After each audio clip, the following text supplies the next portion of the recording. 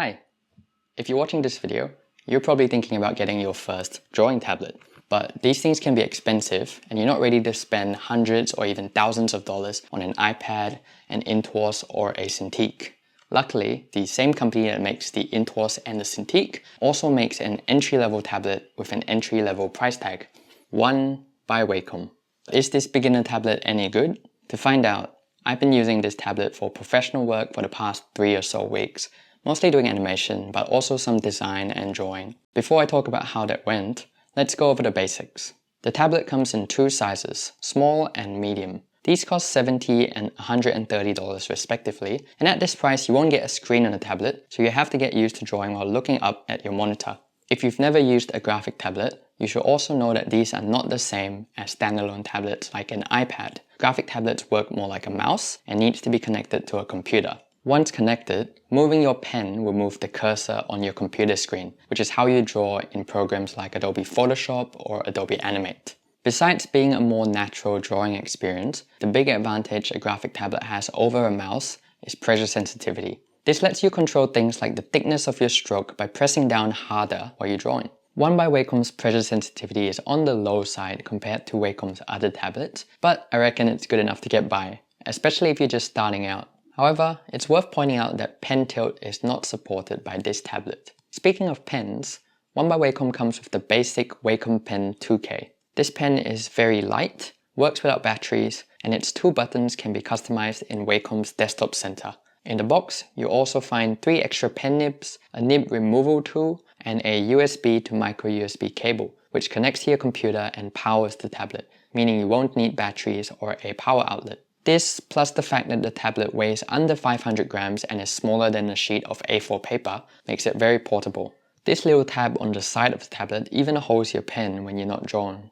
Now let's talk about my experience using this tablet. One of the problems I ran into is that I would occasionally find myself struggling with finer details because of the lower pressure sensitivity. This was even after I customized the pen pressure settings in Wacom's desktop center. The small size of the tablet also meant that I was mainly drawing from my wrist, which can be quite tiring and also makes it harder to draw longer, continuous strokes. But honestly, those were the only real problems I had. While it did sometimes take a few more attempts than usual to draw fine details or longer strokes, my overall experience with the One by Wacom tablet was much better than I expected, and I managed to get my work done just fine. And because I moved between different workspaces throughout the week, I especially enjoyed how easy it was to carry the tablet around.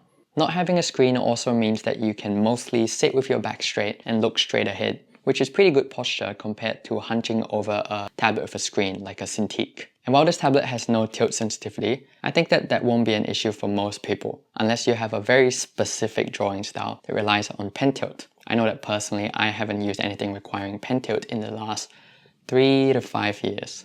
If I could change 2 things about this tablet, I'd ask for a bigger size and a chunkier pen.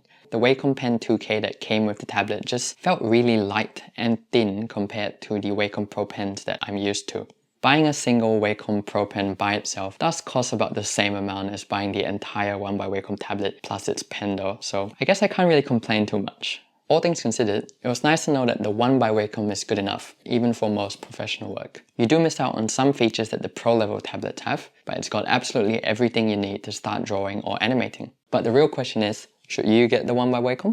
I'd say that if you're a beginner and you've been drawing with a mouse, a drawing tablet will literally change your life.